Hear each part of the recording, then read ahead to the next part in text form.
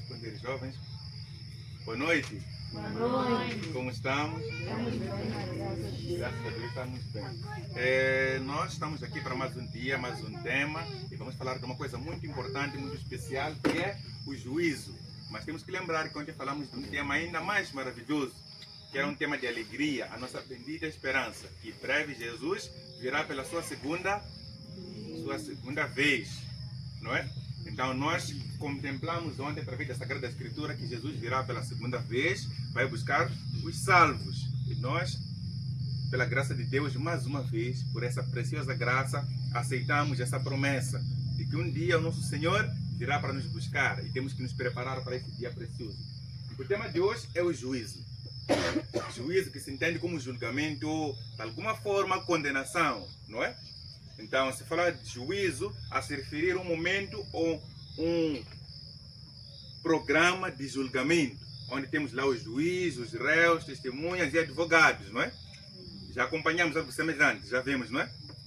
Mas também pode-se entender juízo como a decisão, geralmente é condenação, não é? Quando dizem que vai passar pelo juízo, vai passar pela condenação. Caiu sobre ele o juízo, significa caiu sobre ele a condenação. Mas isso não é para nos preocupar, não é para nos assustar, porque nós estaremos junto com o nosso Salvador, se formos fiéis a Ele. E o convite está aí para que nós sejamos fiéis a Ele. Vamos orar para começarmos com a nossa mensagem de hoje. Oremos. Santo Mestre, muito obrigado por mais um dia, para ouvirmos mais uma mensagem. O Senhor nos prometeu ontem que virá para nos buscar aos céus. E nós saímos daqui com os corações entregues a Ti. E nós pedimos hoje que o Senhor nos ensine sobre o Seu juízo. Esse juízo que não está feito para cair sobre nós, não está preparado para cair sobre nós, mas sobre aqueles que recusam ou caminham longe daquilo que é a Sua vontade. Pedimos que o Senhor nos dê o conhecimento da Tua palavra e essa palavra sirva para nos fortificar na decisão que nós tomamos de caminhar consigo. Seja o Senhor a falar sobre a Sua palavra a todos nós aqui, em nome do Senhor Jesus Cristo. Amém. Amém. Amém. Aqui nós vemos o juízo. Estamos a ver aquela imagem, não é? Aparece um homem ali, parece ser julgado. Tem um anjo com um livro, não é isso? E dá a impressão de que aquele anjo está a ler, sejam as acusações. Parece ali ladrão, roubou, mentiu, cobiçou, não é? Profanou o sábado, essa coisa nós vamos estudar sobre isso.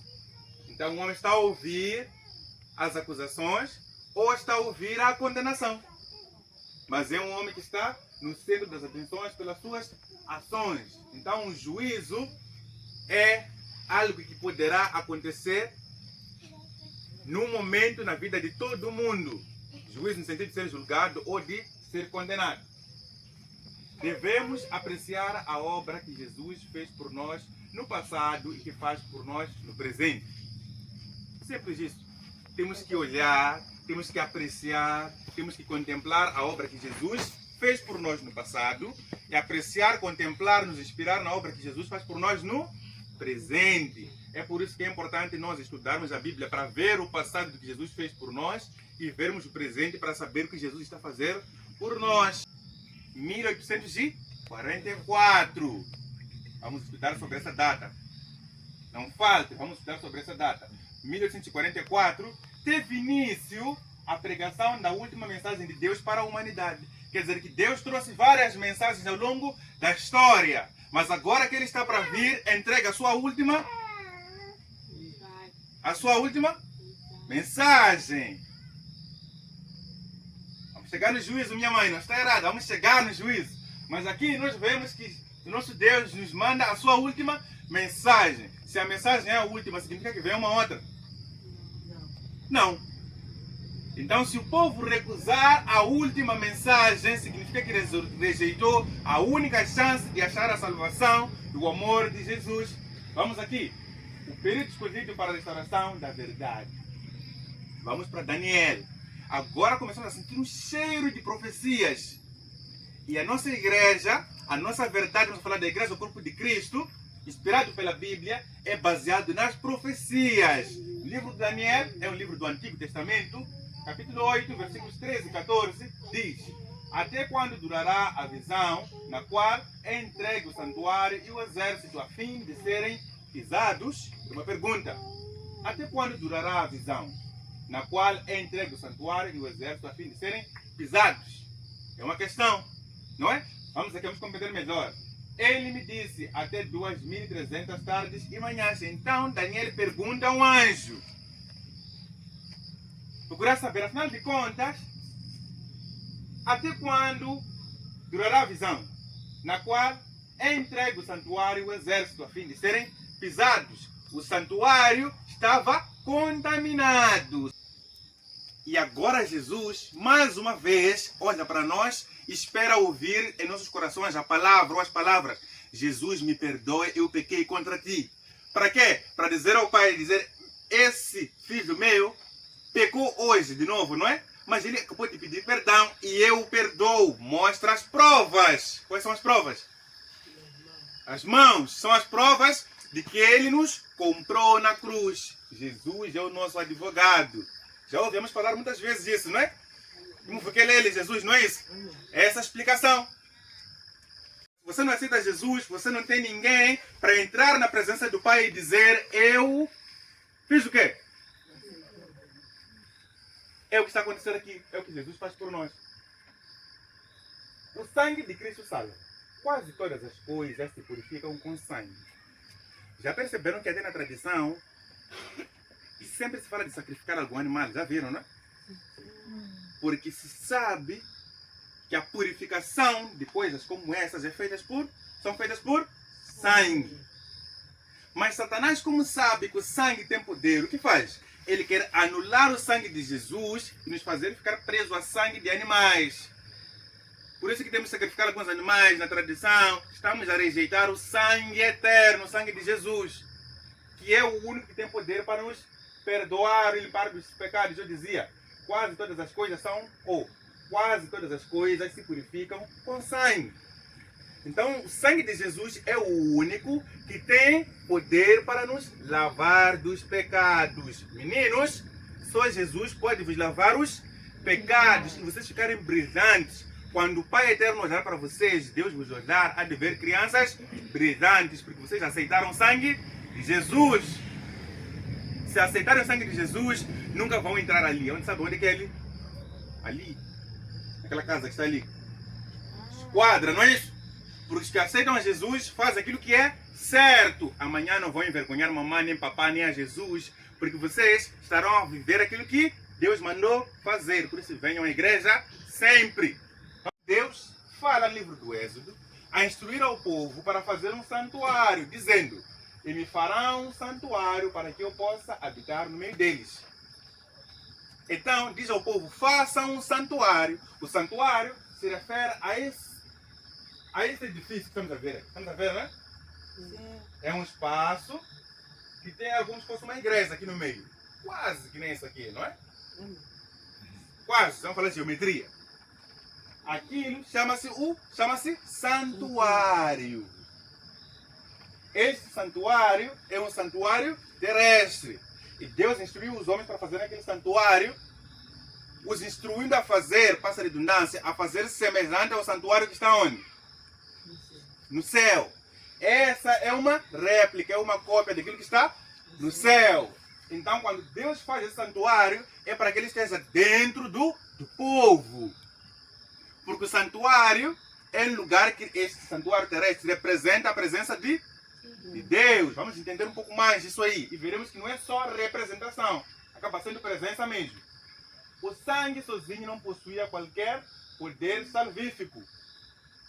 Qual é o sangue que estão a referir aqui? Porque aqui no santuário, estamos a ver aqui, não é? Estão a ver essas portas? Sim. Na frente? Sim. É por onde se entrava no pátio do santuário. Se entra no quintal do santuário. Então aqui fora, a pessoa, o pecador, nós tínhamos que entrar lá com um animal. Geralmente era um cordeiro. Mas podia-se usar vários animais se a pessoa não tiver condições de ter um cordeiro. Então, esse animal era morto, era sacrificado. O pecador ia com o animal para lá e sacrificava o animal. Matava o animal. Irmãos, eu sei que agora parece ser muita coisa, mas é um estudo, temos que passar por essa matéria.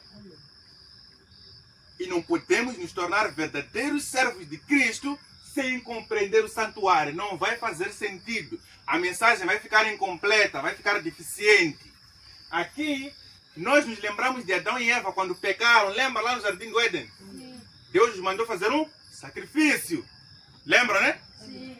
Aqui no meio do povo, Deus nos manda fazer também sacrifícios. Só que ao sacrificar aquele animal, não é o animal que tem poder para limpar os pecados.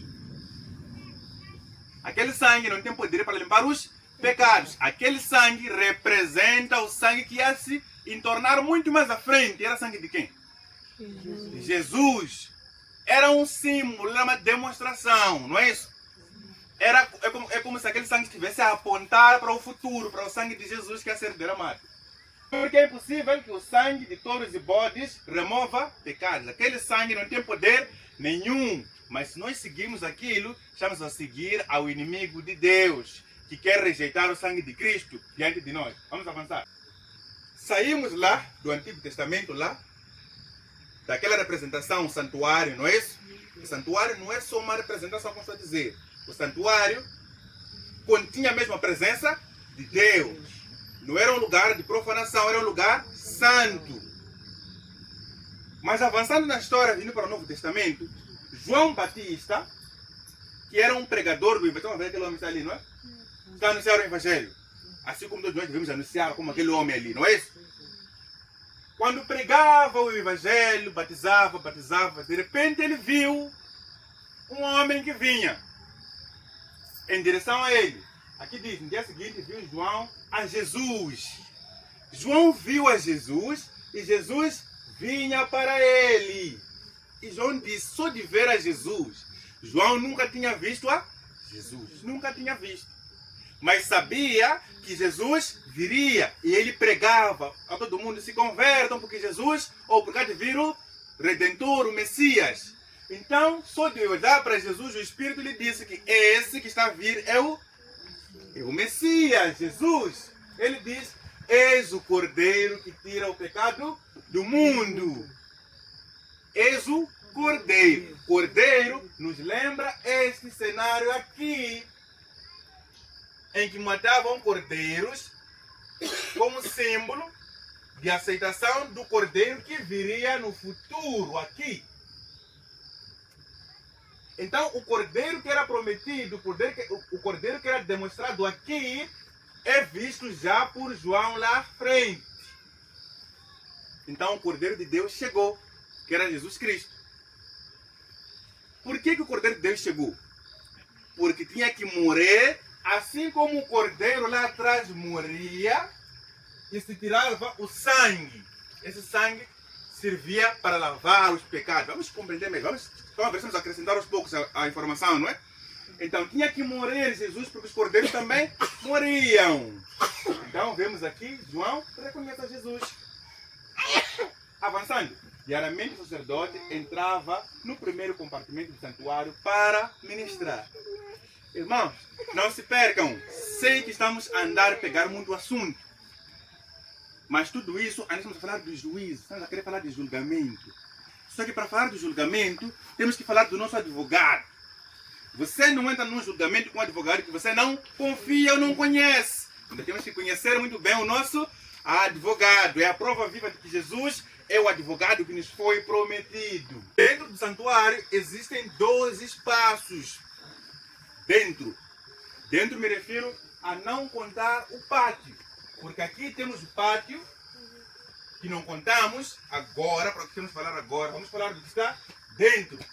Dentro do pátio, dentro do templo, era um lugar semelhante a isto. Então a porta estava daqui, se entrava e aqui dentro achava-se uma divisão. Não era um corredor só como está aqui, havia uma cortina aqui que separava esse lugar em 2, não é? A primeira parte que se encontra se chamava lugar santo. Vamos repetir todos. Lugar santo. De novo. Santo. É um lugar santo. O outro lado, atrás da cortina, era o lugar santíssimo. É o lugar mais santo. Estamos a ver, não é? Esse lugar santíssimo que estava na terra era uma demonstração do lugar santíssimo que está onde? No céu. É por isso que esse lugar aqui não era só uma demonstração, um edifício para simbolizar. Era mesmo uma conexão com o poder e a presença de Deus vivo, como Deus vive presente no lugar santíssimo no céu. Então, vou avançar sem detalhar o que tem nesses lugares, para não demorarmos e perder o fio de pensamento. Então, o que acontecia aqui é, diariamente, o sacerdote entrava no primeiro compartimento. Que chamava-se lugar santo. Entrava diariamente. Todos os dias ele entrava. Fazia o que ali? Ministrava, fazia os trabalhos diários, organizar ali, acender o incenso, não é? Candelabro, fazia ali de forma rotineira, fazia a troca dos pães, não é? Então, o que está a acontecer aqui é que estão a nos explicar que o sacerdote entrava uma vez no lugar santo. Guardamos isso? Por que lugar santo todos os dias? Porque os sacrifícios eram feitos todos os dias. Agora explico o que acontecia com o sangue. Quando o cordeiro era morto lá, se tirava o que do cordeiro? O sangue. O sacerdote entrava com o sangue, vinha para essa cortina e espalhava o sangue na cortina. Estão a ver, né? Ele espalhava o sangue na cortina, aspergia o sangue na cortina. Então,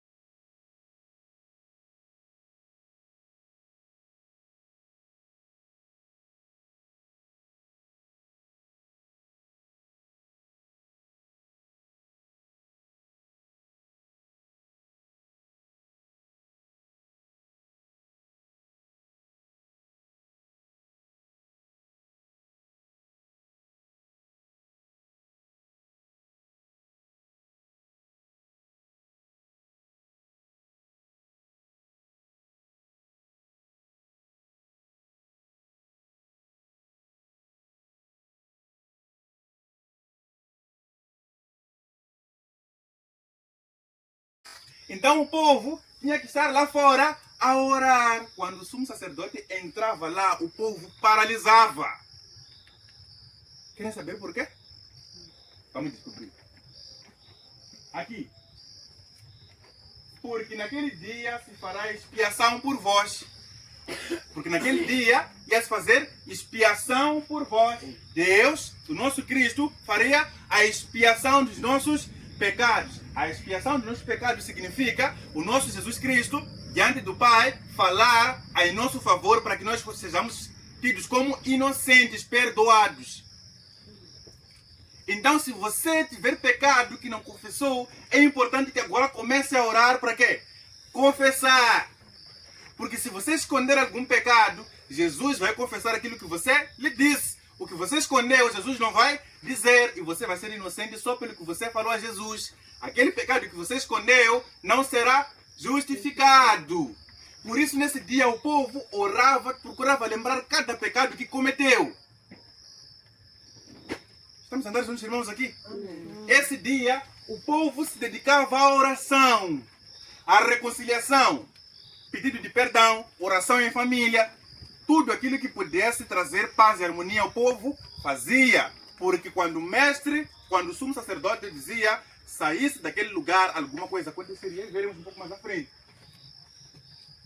Aqui, a expiação dos pecados será feita perante o Senhor. Quem é o Senhor? Deus. E quem está diante de Deus agora? Jesus. Então quem ia fazer a expiação dos nossos pecados? Deus.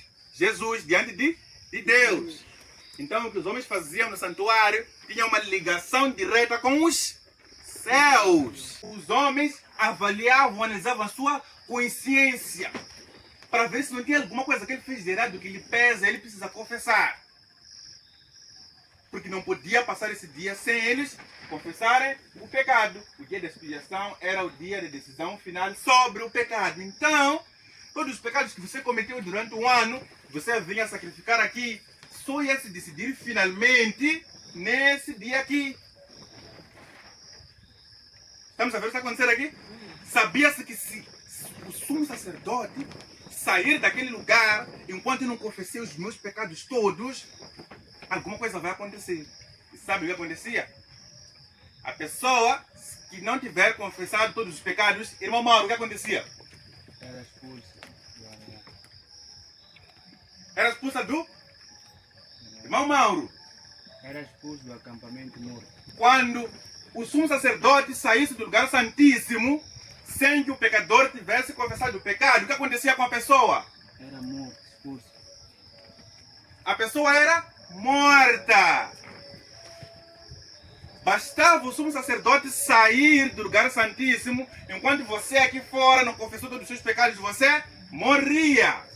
Quem é que precisava confessar todos os seus pecados? E nós sabemos que o nosso sumo sacerdote agora é Senhor Deus Jesus Cristo, que está agora no lugar santíssimo. Em que lugar? Santíssimo aqui na terra ou santíssimo no céu? No céu, porque aqui embaixo já não temos mais o santuário. Estamos a ver, né? Embora falaremos santuário por nosso corpo como sendo o templo de Deus, não é isso? Mas o santuário, onde habita primordialmente o Espírito de Deus, o próprio Deus, está onde? No céu. O que o povo tem que fazer aqui embaixo?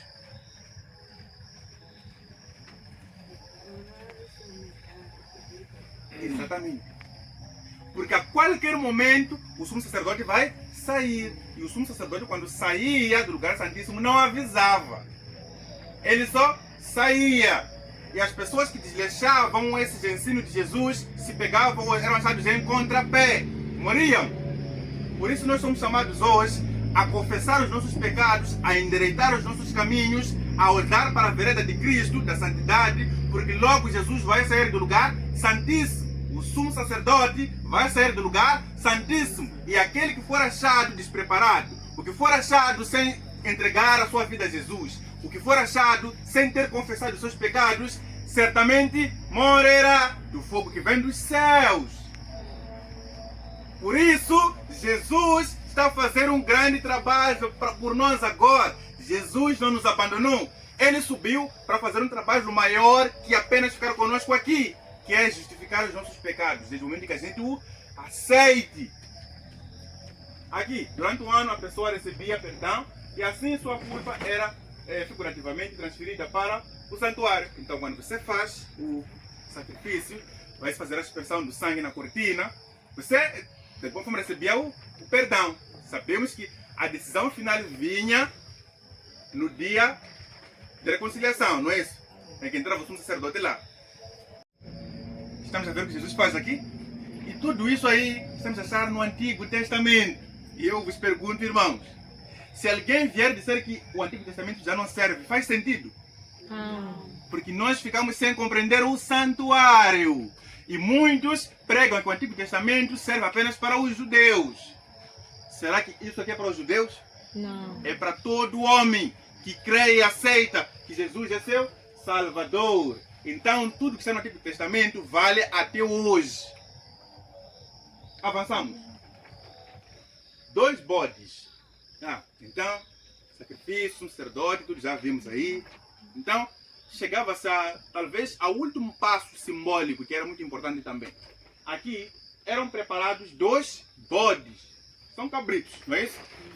Ali também tomará ambos os bodes e os porá perante o Senhor, à porta da tenda da congregação. Então pegavam 2 bodes, 2 cabritos, e iam com eles na frente da tenda da congregação.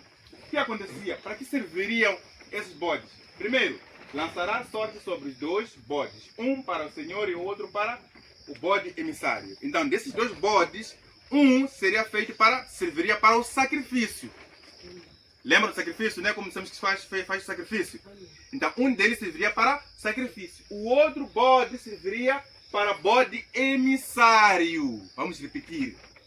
Serviria de bode? Emissário. Bode emissário. Alguém sabe o que é bode emissário? Vamos aprender. Mas o bode sobre que cair a sorte para bode emissário será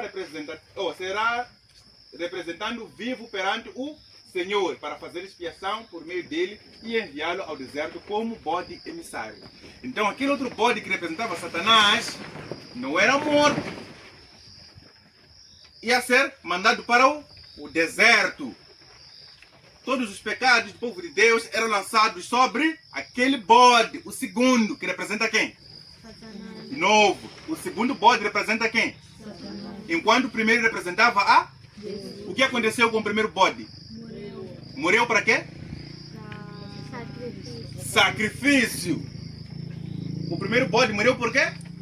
Morreu como sacrifício, porque representava Jesus que ia ser sacrificado. O segundo bode representa a Satanás. E todos os pecados do povo, aqueles que foram levados para o santuário durante o ano, são transferidos para o bode. Esse bode que representa Satanás. E esse bode, que nós vamos dizer que representa Satanás, era mandado para onde? Para o deserto. E uma coisa que estudos nos indica é que esse bode tinha que ser levado por alguém para onde? Para o deserto. Por isso que se escolhia um jovem muito forte. Forte não sentido de ser eu, porque eu posso ficar cansado rápido. Escolhiam um que pode ser forte que nem eu, mas que seja realmente forte de resistência. E o povo tratava bem desses jovens. Os estudos indicam isso, não é? E que não é pecado pensar assim. Por quê? Porque o bode tem que ser levado para longe do arraial do Senhor. A pessoa tinha que pegar o bode e caminhar com ele. Zifuva lá, manchava, passar com o bode, andar lá longe. Ir abandonar o bode longe. Porque o bode corria o risco de depois fazer o quê? Voltar. Se o bode voltasse, simbolizava a volta de quem? De Satanás e os pecados do povo. Estamos a ver o que está acontecendo, né? Então, tinha que ser lançado para longe do deserto, muito longe do povo de Deus. E essa promessa ou essa indicação nos lembra aquela separação que haverá quando o povo de Deus estiver nos céus e Satanás estiver sozinho no deserto. Estamos a ver que Jesus, só por justificação, faz um grande trabalho. Então, nós compreendemos aqui que Jesus faz um trabalho magnífico. O sangue de Jesus não limpa os pecados de Satanás, mas limpa os pecados de quem? Vamos falar com gosto. O sangue de Jesus limpa os pecados de quem? Exatamente. Satanás está fora da lista. Porque ele é que é o pai do pecado e rejeitou a oportunidade de voltar a Jesus Cristo. Ando pelo meio do céu, tendo o Evangelho eterno para pregar aos que assentam sobre a terra, dizendo em grande voz, temei a Deus e dai-lhe glória. É Apocalipse. Quem escreveu o livro do Apocalipse é João, não é isso? O profeta João diz que viu o quê? Um anjo voando pelo céu. E esse anjo fazia o quê? Tinha o Evangelho eterno. O Evangelho eterno se refere à mensagem que nós trazemos aqui para vocês, irmãos. A mensagem que Cristo traz aqui para vocês. A mensagem da vida eterna. Esse é o Evangelho eterno que o anjo levava. E para que essa mensagem? Para pregar aos que se assentam. Se assentam onde? Sobre a terra. Todos aqueles que estão aqui na terra devem ouvir a mensagem, o Evangelho eterno. E porque isso se cumpre, cada um de nós aqui hoje está a ouvir o Evangelho eterno. Significa que esse anjo hoje entrou na sua casa. Você vai fazer o quê? Vai expulsar o anjo para fora e fechar a porta? Não. Vai ouvir a voz do anjo e seguir a sua recomendação. Esse é o mandado de Deus. Dizendo, o anjo dizia em grande voz, irmãos, o anjo dizia em grande voz: temei a Deus e dai-lhe glória, pois é chegada a hora do seu juízo. O anjo dizia ao povo, o anjo diz aos irmãos hoje, o Espírito de Deus diz aos irmãos hoje, irmãos, temei a Deus e dai-lhe glória, pois é chegada a hora do juízo. Mas o mandado, o chamado, é para guardar os mandamentos de Deus e temer a Deus por amor.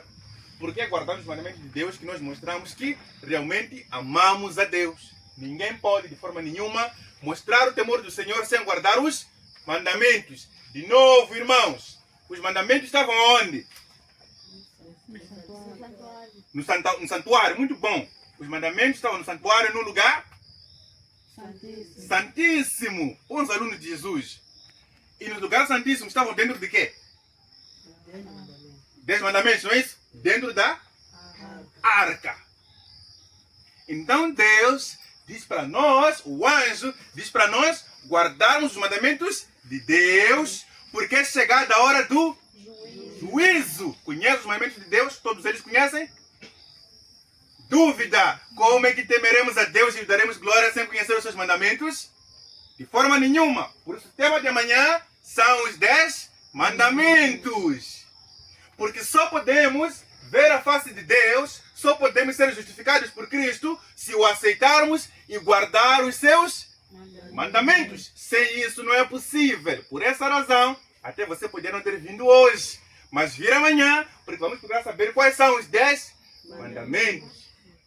Última coisa. Você poderia não ter vindo aqui desde que nós começamos a estudar. No sábado, não é isso? Foi sábado. Poderia ter ficado não vir.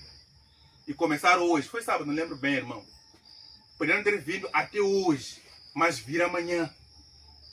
Porque amanhã é o dia que nós vamos procurar saber, afinal de contas, quando diz, o nosso anjo nos diz, em grande voz, para temer a Deus, está a falar de guardar que mandamentos? São os 10 que nós sabemos. A questão é, o que dizem esses mandamentos? Não sabemos hoje, não é isso? Amanhã é o dia. Amanhã é o dia de trazer seu filho, trazer sua irmã, trazer a sua mãe, trazer a sua prima e vizinha, porque nós vamos ouvir, afinal de contas, o que significa temer a Deus e guardar os seus mandamentos, para que quando chegar o dia do juízo, sejamos achados justificados. Ser achado justificado é ser achado pronto para a vida eterna. Irmãos, quem quer entrar na vida eterna? Vamos lá de novo. Quem quer entrar na vida eterna? Peço Bíblia. Peço abrir Bíblia, irmão Mauro. Quem quer entrar na vida eterna? Glória a Deus, não é? Amém. Glória a Deus. Amém. Quem quer entrar na vida eterna? Quem quer entrar nos céus? Glória a Deus. Irmãos, quando nós vemos o livro de João, versículo 3, o capítulo 3, versículo 2. Peço para ler aí a Bíblia física, irmão Mauro. Capítulo 3. Versículo 2. Que nos fala de herdarmos a vida eterna. E todos nós aqui queremos herdar a vida eterna, confiando em Jesus Cristo e guardar os seus mandamentos. Leia, irmão Mauro. E este foi ter de noite com Jesus, e disse-lhe: Rabi, bem sabemos que és mestre, vindo de Deus, porque ninguém pode fazer estes sinais que tu fazes, se Deus não for com ele. Avante.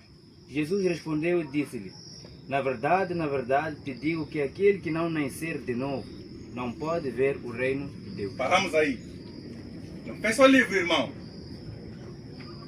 O homem diz a Jesus que você com certeza é filho de Deus. Não dizemos isso nós aqui?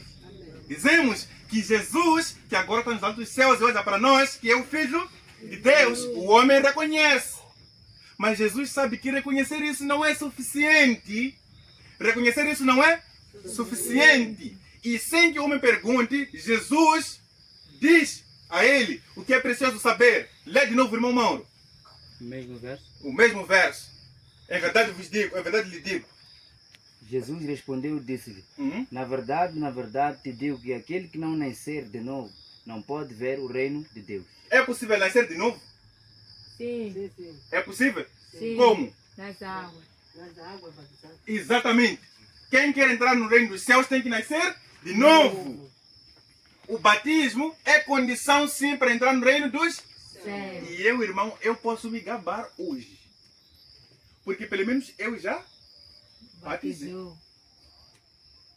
Eu, pelo menos, já posso me orgulhar dentro do mestre porque pelo menos me deu a oportunidade. Mamã, mana, mano, meninos, é tempo de aceitarmos o batismo. Não é aceitar, é tempo de pedirmos pelo Batismo. irmãs, irmãos, é tempo de pedirmos pelo batismo. O batismo não pode ser uma proposta humana. O batismo tem que ser um pedido da pessoa que reconhece que Jesus é o seu Salvador. Porque sem o batismo, os céus serão bonitos para a pessoa que estiver lá nos céus, porque terá sido batizado e entrado. Mas aquele que não tiver sido preparado a tempo, vai olhar os céus à distância. Porque Jesus vai dizer: meu filho, eu quero te levar para entrar comigo nos céus. Porque você me aceitou, disse que eu sou seu mestre. Mas você não nasceu de novo. Por isso, temos que casar com Jesus através do batismo. Essa lição é para os próximos dias. Mas eu vos pergunto, se Jesus viesse hoje, te encontraria batizado? Glória a Deus. Se Jesus viesse hoje, vos encontraria batizados? Eu Quero ouvir a todos. Já foi batizado? Amém. Se Jesus vier hoje, vai te encontrar batizado? Todos. Mamãe, amém. Muito obrigado. Já batizou, não é? Se Jesus vier hoje, vai te encontrar batizado? Glória a Deus. Quem não, diga não. Não. Se Jesus vier hoje, vai te encontrar batizado? Não. Não. E Jesus vai te dizer: meu filho, minha filha, eu quero te levar aos céus. Mas eu escrevi para ti, eu te disse que tem que nascer novo. E eu vos pergunto, se tivermos água aqui e queremos batizar, quem quer ser batizado? Se tivermos água aqui e queremos nos batizar, quem quer ser batizado, levanta a mão. Amém? Irmã, o aceitar o batismo significa aceitar a Jesus como seu Salvador. Não pela boca, mas através das suas ações. Porque a boca diz que ama a Deus, mas o coração diz outra coisa. Vamos demonstrar o amor a Deus através das nossas ações. Irmã, que Deus a prepare para o seu batismo. Que Deus lhe crie oportunidade para o seu batismo. Porque esse dia de juízo, a pessoa que não tiver sido achada preparada nem do batismo, nem vai precisar estar na dúvida se vai entrar nos céus ou não. Porque o não estar batizado já é um impedimento, nem para entrar nos céus não se discute, não se negocia. Porque você não está pronto, não está batizado. Então, irmãos, coloquemos-nos em pé para a oração. Isso não é um apelo. Isso é um convite para ficarmos em pé em oração. para pedirmos a Jesus que nos inspire a seguir a sua voz e o aceitar como advogado, para que naquele dia possamos ser justificados diante do juízo, ou diante do juiz possa ser o nosso advogado. Nos coloquemos em pé para a oração. Isso não é um apelo, é um convite para uma oração. Para que Jesus seja de fato o nosso único e verdadeiro advogado e salvador para a vida eterna. Oremos. Santo Mestre, nosso Deus, muito obrigado, Senhor, porque o Senhor faz uma grande obra no lugar santíssimo. O Senhor trabalha para que todo aquele que o aceitar, todo aquele que seguir a sua voz e entregar o seu coração, sem dar ouvido às coisas do mundo, sem dar ouvido às coisas deste mundo enganoso, possa ter a vida eterna. Nós pedimos que o Senhor nos prepare para esta grande salvação, nos prepare para esta grande maravilha. Nosso convite, Senhor, que ouvimos hoje, ou o seu convite que nós ouvimos hoje, para a preparação e o aceitar como nosso advogado, nós dizemos, Senhor, muito obrigado e pedimos que nos ensine a aceitar. A nossa mãe se põe à disposição, a nossa mãe clama pelo batismo, porque reconhece que sem ele não pode herdar a vida eterna. Nosso pedido, Jesus, é que possa tocar o seu coração e transformá-lo para que seja uma mulher de fato de Cristo, para que seja uma mulher cujas obras sejam dignas de ser dita, filha de Jesus Cristo. Pedimos que o Senhor toque os corações de cada um de nós que aqui estamos, Senhor. Os que ainda não decidiram pelo batismo possam reconhecer que retardar o batismo significa rejeitar a Jesus. Possam compreender que dizer não ao batismo hoje significa que não quer entrar nos céus. Pedimos que Jesus toque os nossos corações para que estejamos à disposição para dizer sim, eu aceito renascer nas águas, porque quero entrar no lugar celestial junto com meu Jesus. Pedimos ao Senhor que nos dê uma ótima noite de descanso, que nos guarde e nos permita voltar aqui amanhã para estudarmos mais sobre a sua santa lei, a lei que será usada no dia do grande juízo. Que nos guarde o Senhor, nos permita voltar aqui. Essa é a nossa oração, em nome de Jesus Cristo. Amém. Amém.